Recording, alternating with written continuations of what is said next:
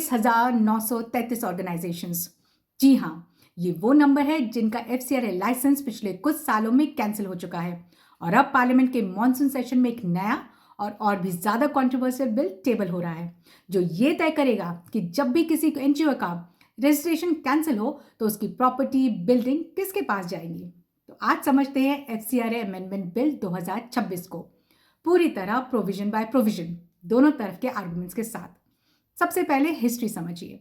देश की तरक्की के लिए सिर्फ सरकारें काम नहीं करती, सिविल बॉडीज भी काम करती हैं। नॉन गवर्नमेंट ऑर्गेनाइजेशंस यानी एनजीओज।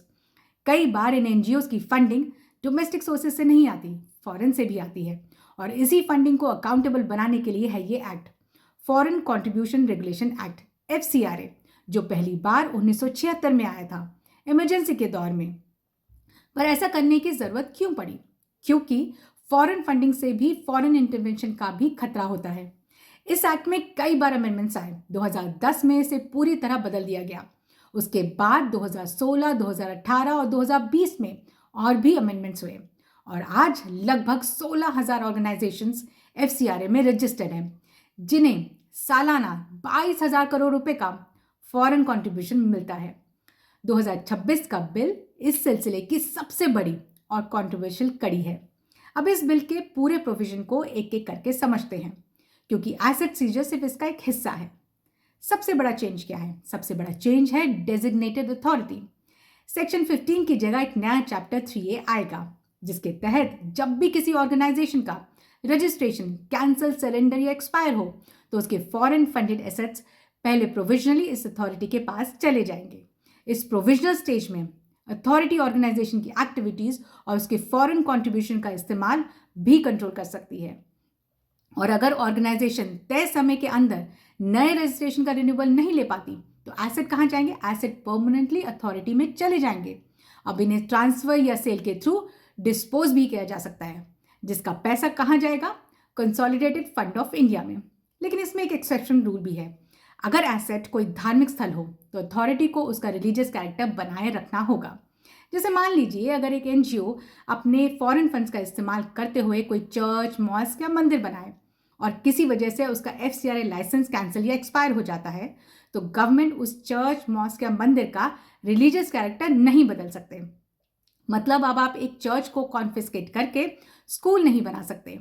वैसे मैंने अयोध्या में भगवान राम के मंदिर के बारे में अपने एकेडमिक सर्कल में बहुत ये सुनती थी कि कितने मंदिर चाहिए, स्कूल, कॉलेज और हॉस्पिटल क्यों नहीं बना देते। खैर, अब शायद वो आवाज़ें इस मामले में तो सवाल नहीं उठाएंगी।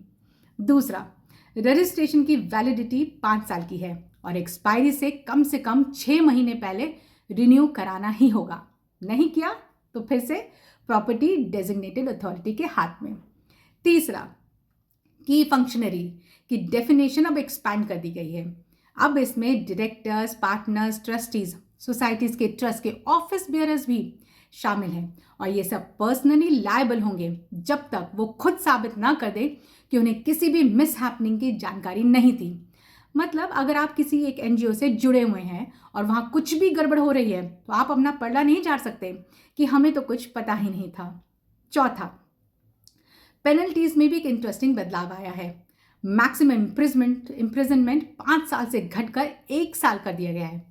ये देखने में तो एनजीओज के लिए राहत लगता है, लेकिन इसके साथ एक नया रिस्ट्रिक्शन भी आया है। अब किसी एफसीआरए ऑफेंस की इन्वेस्टिगेशन शुरू करने से पहले सेंट्रल गवर्नमेंट की प्रायर अप्रूवल की जरूरत होगी, चाहे वो कोई भी लॉ एनफोर्समेंट एजेंसी ही क्यों ना हो, स्टेट गवर्नमेंट भी क्यों ना हो। मतलब सेंट्रल गवर्नमेंट का पूरा कंट्रोल। पांचवा, बिल उन इंडिविजुअल्स पर भी नए रिस्ट्रिक्शंस लाता है जो न्यूज़ प्रोडक्शन या ब्रॉडकास्टिंग से जुड़े हैं। मतलब जर्नलिज्म और मीडिया से जुड़े फॉरेन फंडिंग भी इस बिल के दायरे में ज़्यादा सख्ती से आते हैं। ये इसलिए भी ज़रूरी है क्योंकि कई बार लोग विदेश में बैठकर हमारी मीडिया को कंट्रोल करते हैं और ये हम नहीं चाहते। छठा, सब ग्रांटिंग पर रिस्ट्रिक्शन है। कोई भी ऑर्गेनाइजेशन अपना फॉरेन कंट्रीब्यूशन किसी भी ऑर्गेनाइजेशन को तब तक ट्रांसफर नहीं कर सकता जब तक उसके पास खुद का वैलिड एफसीआरए रजिस्ट्रेशन ना हो। यानी ऐसा नहीं हो सकता कि आपको बाहर से मान लीजिए 1 करोड़ रुपए मिले और आप उसे अपनी सिस्टर ऑर्गेनाइजेशन या किसी और ऑर्गेनाइजेशन को ट्रांसफर कर दें। जब तक उस ऑर्गेनाइजेशन के पास भी FCRA लाइसेंस है या नहीं। और सातवां, पर प्रायर परमिशन रूट से आने वाले फंडिंग के लिए टाइम लिमिट्स तय कर दी गई है। 3 साल फंड रिसीव करने के लिए, 4 साल उसे यूज करने के लिए। मतलब जिस काम के लिए फंड आया है उसे उसी स्पेसिफिक टाइम फ्रेम में यूज करना होगा। यानी इसे इस तरह से समझिए, अगर स्कूल बनने के लिए 10 करोड़ रुपए बाहर से आए हैं तो वो एक स्पेसिफिक टाइम पीरियड में स्कूल बन जाना चाहिए। अब आप ये नहीं कर पाएंगे कि फंड आया और आपके अकाउंट में पड़ा रहा और आपने 1 करोड़ की कार खरीद ली और उसे एडमिनिस्ट्रेटिव एक्सपेंस दिखा दिया। ये बिल एक्ट बनने के बाद ये अलाउ नहीं हुआ। अब इन प्रोविजंस के पीछे का सरकार का तर्क समझते हैं। 2014 में इंटेलिजेंस ब्यूरो की एक रिपोर्ट आई थी, impact of NGOs on development. PMO को ये रिपोर्ट सबमिट की गई थी और इस रिपोर्ट का कहना था कि कुछ फॉरेन फंडेड एनजीओज कोल, माइनिंग और न्यूक्लियर एनर्जी जैसे प्रोजेक्ट्स के खिलाफ सिस्टमैटिक कैंपेन चला रहे थे। सबसे बड़ा चर्चा में था केस ग्रीन पीस इंडिया का, आपको शायद याद भी होगा, जिसे 2015 में FCRA लाइसेंस कैंसिल होने के बाद होम मिनिस्टर ने कहा था कि ऑर्गेनाइजेशन ने कुरैकुलम न्यूक्लियर पावर प्लांट के खिलाफ प्रोटेस्ट बनाने के लिए फॉरेन फंड्स का इस्तेमाल किया है। और इसी तरह फोर्ड फाउंडेशन को भी प्रायर परमिशन लिस्ट से में डाला गया था। MHA के ऑफिशियल असेसमेंट कहते हैं कि इंटेलिजेंस इनपुट्स के मुताबिक कुछ फॉरेन कॉन्ट्रीब्यूशंस का इस्तेमाल पब्लिक ऑर्डर, इलेक्टोरल पॉलिटिक्स और नेशनल सिक्योरिटी को प्रभावित करने के लिए किया गया है। यही वो तर्क है जिसके आधार पर सरकार कहती है विदेशों का पैसा जब बिना अकाउंटेबिलिटी के देश के अंदर के पॉलिटिकल डिबेट्स को शेप करता है तब ये सॉवरेनिटी का सवाल बन जाता है। और सुनिए, FATF ने भी अपने असेसमेंट में इंडिया के नॉन प्रॉफिट सेक्टर की फाइनेंशियल ओवरसाइट में गैप्स फ्लैग किए थे। अब ऑपोजिशन क्या कह रही है? ऑपोजिशन का इस बिल के अगेंस्ट तर्क ये है कि अब तक जिन एनजीओज के FCRA लाइसेंस कैंसिल हुए हैं उनमें एक बड़ा हिस्सा पर्टिकुलर तरह की ऑर्गेनाइजेशन पर सेंटर्ड रहता है। मतलब सरकार का एक सिलेक्टिव अप्रोच है। 2024 में वर्ल्ड विजन इंडिया, कासा और ऐसे ही क्रिश्चियन एफिलिएटेड ऑर्गेनाइजेशन का FCRA लाइसेंस कैंसिल हुआ था।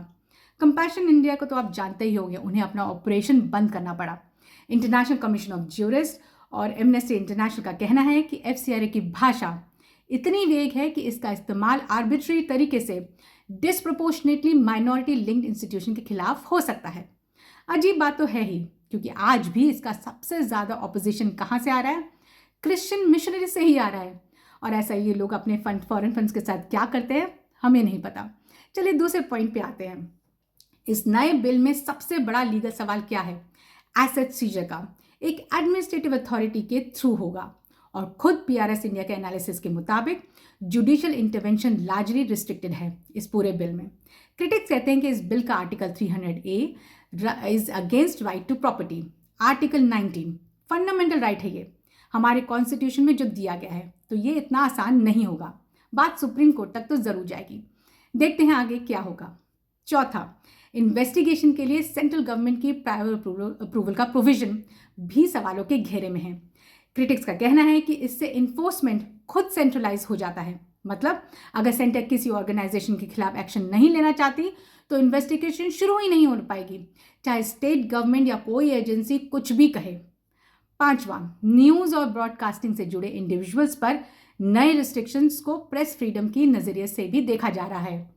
ये सवाल उठ रहा है कि फॉरेन फंडेड जर्नलिज्म या मीडिया कोलैबोरेशन पर इसका असर होगा ही।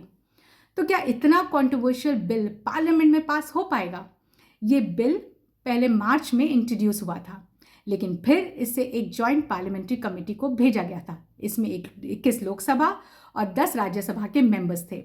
अब मानसून सेशन में इसे फिर से टेबल किया जा रहा है, करंट फॉर्म में ही, कोई बदलाव नहीं किया। एनडीए का दोनों सदनों में नंबर्स के हिसाब से मजबूत पोजीशन है, इसलिए इस बिल का पास होना ज़्यादातर तय माना जा रहा है। तो यहाँ आपके सामने पूरी तस्वीर इस तरह है। एसेट वेस्टिंग से लेकर प्रायर अप्रूवल फॉर इन्वेस्टिगेशन तक, की फंक्शनल लायबिलिटी से लेकर न्यूज़ और ब्रॉडकास्टिंग रिस्ट्रिक्शन तक। एक तरफ डॉक्यूमेंटेड सिक्योरिटी कंसर्न है तो दूसरी तरफ ड्यू प्रोसेस डिस्प्रोपोर्शनेट इम्पैक्ट और जुडिशियल ओवरसाइट की कमी के इश्यूज भी हैं। असली सवाल ये है कि जब नेशनल सिक्योरिटी का तर्क दिया जाए तो क्या ड्यू प्रोसेस को बाईपास करना ज़रूरी हो जाता है या दोनों साथ मिलकर चल सकते हैं? राजनीति में यही होता है, लेकिन